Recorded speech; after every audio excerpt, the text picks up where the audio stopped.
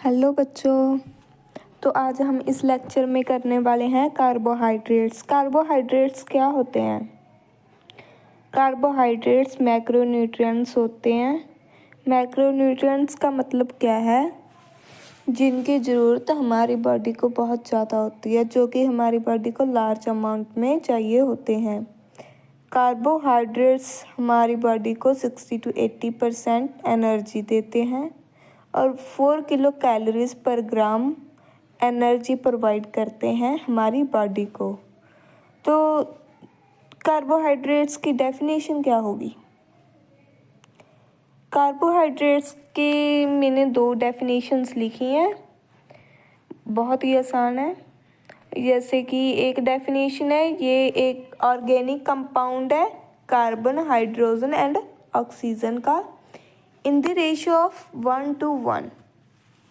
और अगली डेफिनेशन है, कार्बोहाइड्रेट्स एक ऑप्टिकली एक्टिव है और एक कंपाउंड है पॉलीहाइड्रोक्सी एल्डिहाइड और कीटोन्स का, जो कि यूनिट प्रोड्यूस करते हैं ऐसी जो हाइड्रोलाइज करे।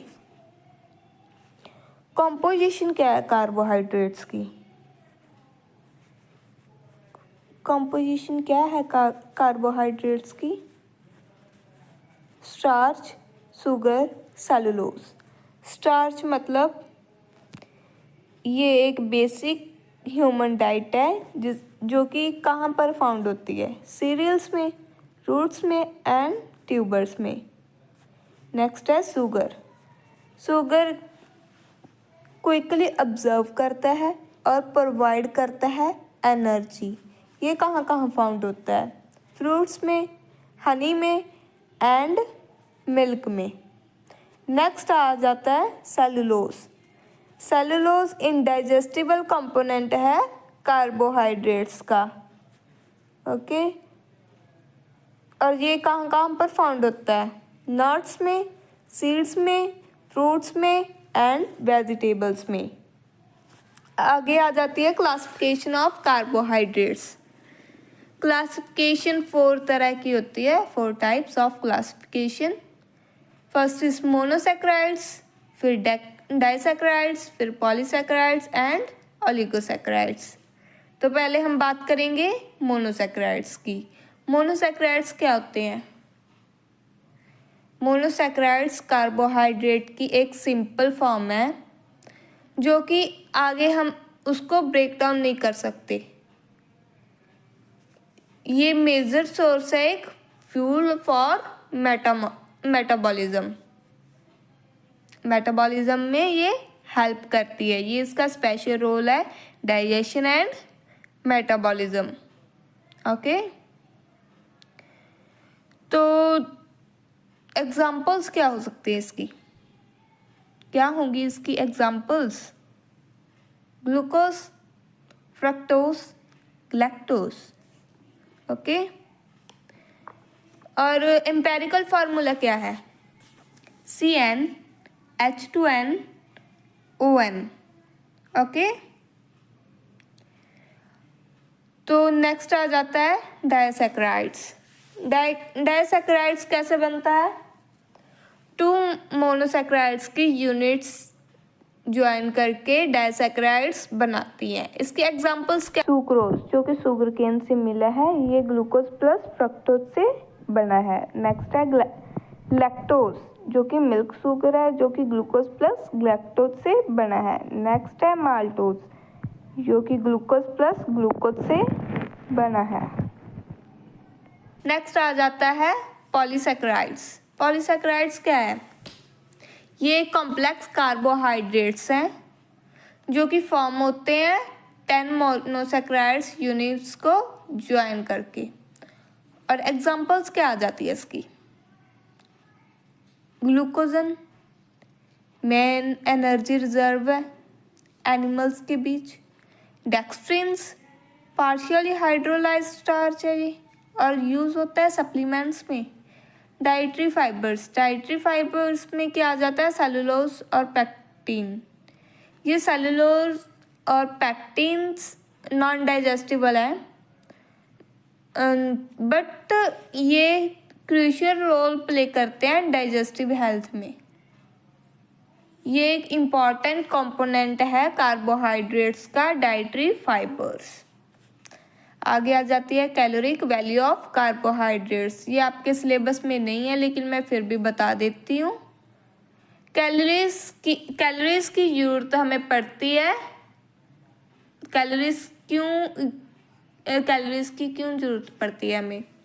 कैलोरीज प्रोवाइड करती है एनर्जी। ओके, जो नंबर ऑफ कैलोरीज हैं वो डिपेंड किस पे करती हैं?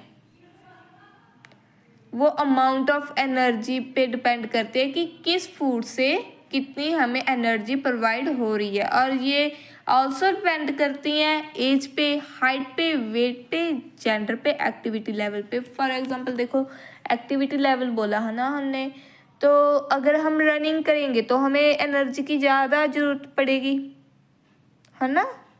ये फिर एक्टिविटी लेवल पे भी डिपेंड करती है। जेंडर में भी ला लो, मैन एंड वुमेन में, कि मैन को ज़्यादा ज़रूरत पड़ती है और वुमेन को कम।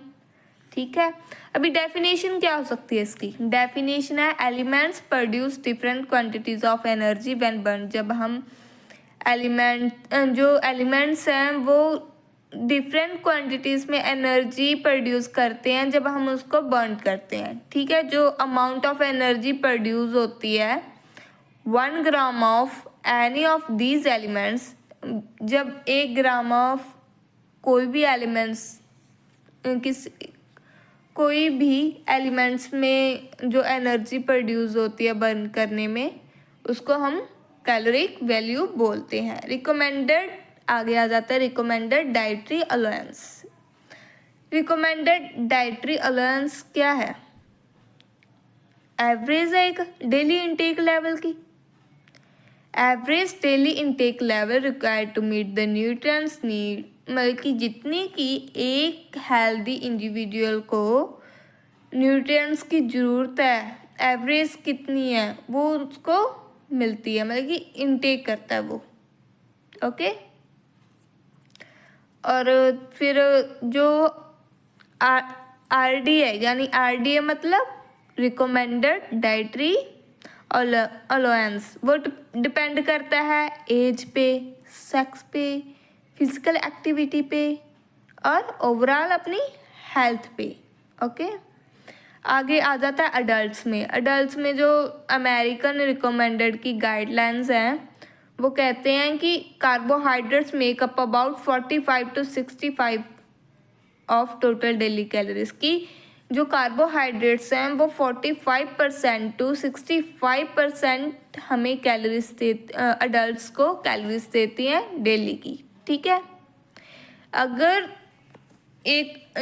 अडल्ट 2000 कैलोरीज ले रहा है एक दिन में, तो कितने ग्राम वो कार्बोहाइड्रेट्स ले रहा है? 225 to 325 ग्राम वो कार्बोहाइड्रेट्स ले रहा है एक दिन में। अगर फॉर एग्जांपल लें हम कि हम कंसाइडर कर रहे हैं एक वुमेन है, उसको डेली की एनर्जी है 1875 किलो कैलोरीज। ठीक है, अभी उसको 60% to 70% of total calorie should come from, जो 60 to 70% कैलोरीज हैं वो उसको कार्बोहाइड्रेट से मिल रही हैं। ठीक है, अभी हम कैसे पता करेंगे कि 60 to 70% कैलोरीज कार्बोहाइड्रेट्स में मिल रही हैं? कितने ग्राम वो कार्बोहाइड्रेट्स ले रही है? तो ये हम कैलकुलेशन करेंगे कि 60 को डिवाइड कर देंगे 100 के साथ और मल्टीप्लाई करके 1125 किलो कैलोरीज आंसर आ गया। फिर क्या करेंगे हम? तो जो 1 ग्राम कार्बोहाइड्रेट्स है वो प्रोवाइड करता है 4 किलो कैलोरीज। ठीक है, तो जो 1125 किलो कैलोरीज है उसको हम क्या करेंगे? डिवाइड कर देंगे 4 किलो कैलोरीज, और कितना ग्राम आ गया? 281.25 ग्राम्स में से उसको 1125 किलो कैलोरीज मिल रही थी। ठीक है, अभी जो 70% वाला है वो खुद सॉल्व करो आप लोग। और आगे आ जाता है डाइटरी सोर्सेस। डाइटरी सोर्सेस में क्या आ जाता है? होल ग्रेन्स यानी brown rice, whole wheat bread, oats. Fruits में क्या आ जाता है? एप्पल, बनाना, बेरीज। वेजिटेबल्स में क्या आ जाता है? Potatoes, sweet potatoes, corn, leafy green. और डेयरी प्रोडक्ट्स में क्या आ जाता है? Milk, plain yogurt. और नट्स एंड सीड्स में क्या आ जाता है? Almonds and walnuts. ये carbohydrates content of some foods है ना, ये टेबल है ना, ये देख लेना आप लोग। ये नेम ऑफ फूड लिखे हैं मिल्क, और ये कार्बोहाइड्रेट्स मतलब कि कितने कार्बोहाइड्रेट्स मिल रहे हैं। ओके, नेक्स्ट है फंक्शंस ऑफ कार्बोहाइड्रेट्स। फंक्शंस क्या होंगे कार्बोहाइड्रेट्स के? ये एनर्जी प्रोवाइड करता है और मेंटेन करता है बॉडी टेम्परेचर को। ये फैट मेटाबॉलिज्म में भी हेल्प करता है, ऑक्सीडेशन करता है फैट की। आगे आ जाता है प्रोटीन स्पेयरिंग एक्शन। जब हमारी बॉडी को सफिशिएंट अमाउंट में कार्बोहाइड्रेट्स मिल रहे हैं, है ना, तो ये परफॉर्म करता है प्राइमरी फंक्शन अपना, जो इसका प्राइमरी फंक्शन है बॉडी बिल्डिंग का। अदरवाइज ये यूज़ होता है एज अ एनर्जी पर्पस के लिए। प्रोटीन, अगर कार्बोहाइड्रेट्स की कमी हो जाए तो ये प्रोटीन यूज़ होता है एनर्जी के लिए, क्योंकि हमारी अगर कार्बोहाइड्रेट्स कम मिले तो हमारी एनर्जी को ज़रूरत पड़ेगी एनर्जी की, तो प्रोटीन यूज़ होता है एनर्जी के लिए। आगे आ जाता है डाइटरी फाइबर। ये इम्पॉर्टेंट कंपोनेंट हैं कार्बोहाइड्रेट्स के। इसकी कोई न्यूट्रिटिव वैल्यू नहीं है, बट ये फिर भी इम्पॉर्टेंट है। किसके लिए? नॉर्मल बॉवल फंक्शनिंग के लिए। आगे आ जाता है रेगुलेटिंग ब्लड ग्लूकोज लेवल। ये मेंटेन करते हैं स्टेडी ब्लड ग्लूकोज लेवल को।